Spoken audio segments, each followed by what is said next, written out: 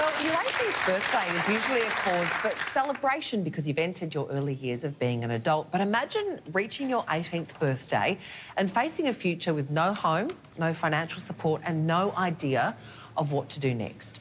That is the reality for children who are currently in foster care, with government support ending as soon as you turn 18. And recently it's been revealed that over a third of care leavers were homeless in their first year, with over 40% ending up in jail or as a young parent. So what can we do? Well, we are now joined by Anglicare Victoria CEO and Chairman of the Home Stretch campaign, Paul McDonald, as well as Tysha, who has been in foster care since the age of 7.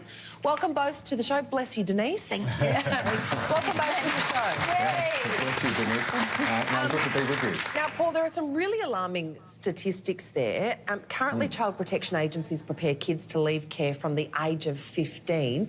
Yeah. Why are governments letting children leave care at such a young age? Yes, it is a young age, and what we see right around Australia, that around 3,000 young people who have been in care between 15 and 17 are required to leave care. And what that means is that all their casework support, all the support that they've been receiving from the state finishes, and also the carer that they've been looking after, who's been looking after them, all of their reimbursements finish. This is an outdated policy, and that we're calling upon the right, or the opportunity for young people in care to remain in that care placement through to 21. What will that do, Paul, giving it that extra time? Well, it'll do a lot of things. We've seen internationally who've been doing this, United States, United Kingdom, Europe, New Zealand have been doing this for many years, and they've halved the homeless rate of this group of young people. And I'll tell you how significant just that is. 62% of the homeless youth population here in Australia are care leavers. So if we halve that homeless rate, we'd make a very significant dent into that. But also, we'll double their education and employment engagement during those years of care, extra care. You're so right, Paul, and I've only just started looking into the foster care system in Australia. It is an absolute basket case. Tysha, you've been in care since the age of 7. What is it like at such a young age to move in with a family? And in particular, what must it be like to have that sort of, I guess, uncertainty hanging over you? Because one of the big problems is that foster families have great difficulty in adopting kids like you. Mm-hmm. Yeah. Yeah, so being so young for me, you're kind of oblivious and you don't really understand. You're kind of innocent in the situation. So for me, I was a resilient child, and I would push aside all the negative things or bad memories that got me into care, and just look at moving into a new family as an adventure for me. Yeah. So I moved around quite a lot when I was 7. I think I had 3 placements before I found my final home. And each placement I would just think, oh, this is a new house, I'm probably going to go to a new school, meet new people. So again, you just have to look on the bright side of things, and it kind of nearly became, especially at school at a young age, I would want to brag about, I've been to this many schools, I've had this many parents, sort of thing. But then, of course, that sort of shone a light on the fact that that's not how other children are like, and at times it would be hard, because then I would just think, oh, I could be with my real mum right now, I could be with my real dad, I could be growing up with my real brothers and sisters, so it definitely was hard. But I just always look at it now that if it hadn't been for my experience and like at that early stage, then I wouldn't have the people who love me and have cared for me throughout this journey and supported me. So. But you've become a real sort of wonderful things happen. You've got a beautiful special talent, haven't you? And your foster care family helped you get through that and let you go to... So tell us what it is. And you've also got a scholarship.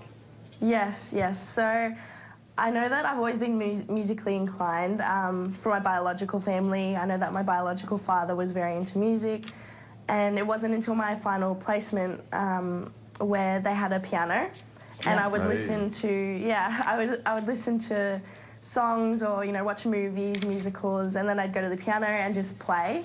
Oh, my God. Or try to work out, how it went, playing by ear. And it was my foster mum who actually noticed that and decided that we needed to do something about it. So, she enrolled me into lessons, and I had a beautiful teacher, and he played all the instruments under the sun. So he was a real inspiration. And that kind of encouraged me to start getting into more instruments. And had it not been for my music, I wouldn't have gotten a scholarship to Ivanhoe Grammar School. Yeah. Wow. So yeah, my parents again supported me and pushed me and encouraged me to try my hardest, try my best to, you know, use music to benefit myself. But yeah, music is the greatest therapy there can be. So it's been a great help throughout this. Absolutely. You know, it is. We Absolutely. all congratulate you on that. It's Yeah. fantastic. I'm going to be cleaning your house one day. So, Tysha, if your foster care comes to an end, you're 18 now, you're looking at the end of it. What does that mean to you, given all those circumstances?